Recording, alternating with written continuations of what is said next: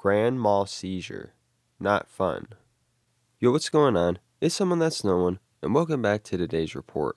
Today's report is coming from Tooth off Earwood. When this happened, 2007. The drug used was Bupropion, at a dose of 500 milligrams. The route of administration, orally. Gender, male. Weight, 155 pounds. Prior experience includes Prozac, Adderall, and cocaine. And the setting, at home with family. So today we have our first report on Wellbutrin, specifically known as Bupropion. We brought this up in a combination not too long ago, so here we are to introduce it by itself. Plus I'm pretty sure a good handful of you out there have requested to see this as well. It is an atypical antidepressant that does act as a stimulant and has been explored by those curious for recreational use.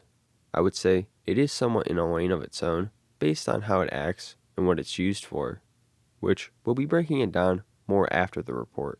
This report is of a casual overdose and highlights the risk that can come from abusing this substance. It is pretty informational, and we get a good insight of how this one experience impacted Tooth's life pretty heavily. I'm pretty sure you'll enjoy it, so without further ado, let's dive right into this. This incident took place last Thursday night. It was one of those events that removes the divide between your secretive hidden life from the life you portray to others, like two worlds colliding in an instant. And after it's over, you better hope you have a good character to fall back on after you lose your blanket of lies. Anyways, this was one of those. It sucks ass, by the way. I have recently obtained a prescription for Wellbutrin SR 100 mg tabs for a major depressive disorder that I've struggled with for who cares how long. I've discontinued Prozac for no good reason. It worked fine, but I heard Bupropion could give you a buzz, being on a dopamine and norepinephrine, is that right? Re-uptake inhibitor. These are pleasure transmitters. Yay. I take Adderall XR in addition for ADD, but mainly because it can fuck you up. But that's a different story. This is what happened. On Thursday morning, we had a snow day. When I have nothing to do, I get into trouble. It's just how I am.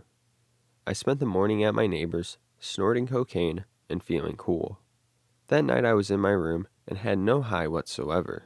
And so reality had sunk in, and due to my major lack of coping skills, I had to get high again. Any kind of high. All I had was Wellbutrin. I popped 5 or 6 100 mg tabs and waited for about half an hour, and felt nothing. I went to eat dinner with my mom, and soon enough, I started to feel pretty good, and told my mom, I feel pretty damn good. And then, everything goes black. I awake roughly 10 minutes later, in the kitchen sitting in a chair. Someone has their hand in my shirt, and I assume it's a weird dream. It becomes apparent there are 2 EMTs crouched next to me, putting electro things on my chest, and about 7 firefighters surrounding them. I don't know what to think. I was very, very frightened and very, very disoriented. I remember yelling, "What's going on?" incoherently, and my mom telling me I had a seizure and explaining to the paramedics what had happened. It was very bizarre and strangely horrifying. It was the lapse in time that I found particularly disturbing. I was escorted to the ambulance and was hysterical at the idea of being taken away. The ambulance seems to scare me more than being put in a police car. But yeah, I was freaking out. I was hooked up to the monitor and all that, and away we went, en route to Legacy Emmanuel Hospital. My heart rate was roughly 180 beats per minute, pretty damn high. The paramedic put an IV in, which hurt like a bitch. I was asked all sorts of questions about my meds. I explained that I abused all of them, yada yada. It was no fun. At the hospital, I was wheeled in on the bed, and felt like a lazy bum and insisted on walking, but they weren't having it. I got my own room and spent some very strange silent moments with my mom and little brother. Finally calm enough to ask what the hell just happened, I explained my long-hidden Adderall addiction to some relief, with my mom being cool about it. They took some blood, gave me a CAT scan, and some funny looks, but no lollipop, which really pissed me off. The blood showed traces of cocaine. Busted. Now all my meds are regulated, and my relationship with my parents is very strained, but getting better. I was unconscious during the seizure, but being told what it was like was heartbreaking coming from my little brother. He wrote me a long letter begging me to get off drugs because he loves me, and it just tore my fucking heart out. It's been a miserable week. Bupropion should not be fucked with. Of course, neither should any pharmaceuticals. Mal seizures are very, very scary. It is now a haunting experience and a valuable lesson. Peace. So quite the experience. Seizures can be one of the most terrifying things someone can go through. Literally, you're on the verge of dying and you don't even know about it. To the people around you, it's terrifying.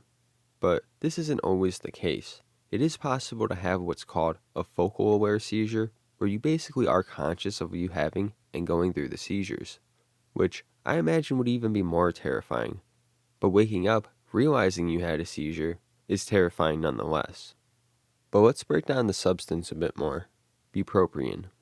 So like I said before, this substance is most commonly used to help treat depression. The way Wellbutrin acts itself, compared to how other antidepressants act, may make it a better alternative. Common side effects of antidepressants include a downwards impact on sexual performance and potentially a gain in weight. With bupropion acting as a stimulant, it can actually help improve with some of these symptoms. Its stimulating effects may also better promote wakefulness and motivation to do something that may be a key aspect when it comes to depression. And if you are wondering, tests have shown that bupropion has been as efficient as most common SSRIs, but it really will depend on the person and how they respond with it. But outside of depression, bupropion has also seen success in its use as a nicotine replacement. To understand why this is, we have to see how bupropion acts on the brain and how it's metabolized in the body. Now, similar to other cathinones, it plays a role on norepinephrine and dopamine, acting as a re-uptake inhibitor and releasing agent for both of them. This helps explain the potential recreational effects, its use for depression, and its use for ADHD even. Now, when bupropion is taken orally, our bodies actually convert it into other metabolites of the substance. And we won't go into each one, but most of them do have a longer half-life compared to bupropion, about twice as long. But most of these metabolites act in a similar way to bupropion, each with varying traits on what it's concentrated on though. Now, bupropion itself actually antagonizes nicotinic acetylcholine receptors, but one of its metabolites, rhodophyzine, has shown to be potentially more effective in doing so and has shown to alleviate nicotine withdrawal symptoms in mice more so than bupropion. But bupropion and its metabolites are very similar in what they do, and part of that is on nicotine receptors, which, in result, can help reduce cravings and tolerance to it. Now, because of this activity, it has been noted that this could also cause delirium to some degree. Now, in theory, this can happen, but it seems to be very rare and far in between. Thing is, if you are taking a dose high enough to induce delirium, you're most likely going to run into other complications first. Most commonly, a seizure. The same thing could be said of psychosis, which, if you aren't aware, it is thought that stimulant psychosis is induced by an influx of dopamine in the brain, which bupropion will be capable of doing.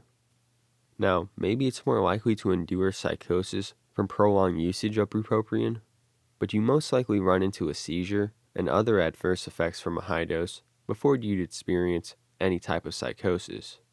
Another thing I want to bring up about this substance is the place where it is metabolized, specifically the liver through the CYP2B6 enzyme, and it also inhibits the CYP2D6 enzyme. And I feel at this point this kind of goes without saying, but don't combine this with something that will impact the liver heavily, like alcohol, or specifically something like DXM that's metabolized by the CYP2D6, as this could easily lead to dangerous levels of the substance. Other combinations or states to be wary of will be other stimulants, of course, but also things that may make you prone to having a seizure. This could be you being epileptic, it can be you going through benzo withdrawal, or it can be something specific like tramadol, which lowers the seizure threshold. And looking at today's report, Tooth was pretty careless about taking that many. 500 milligrams at a sustained release would still be considered an overdose. It generally won't be recommended to do over 400 milligrams, as even that may be risky for some. The seizure can happen out of nowhere. It's even possible 12 hours after ingestion, which the other metabolites most likely play a role here. But along with the seizure, there's most likely going to be tachycardia, nausea, strong stimulation, hypertension, and possibly more. It isn't something to take very lightly, but outside of what we mentioned, bupropion has seen use for ADHD, which makes sense given it is a stimulant that could promote focus, but it has seen less success compared to something like Ritalin. Also, it has seen potential as an anti-inflammatory in specific areas in the body, and it has seen some potential as a mood stabilizer for those with bipolar disorder. But in all, this is a very unique substance. It has a very unique purpose based on its way of action on the body. As we saw from today's report, it can easily be dangerous if abused. And in fact, not everyone reports that the recreational effects are that good. It really will depend on your relationship with it.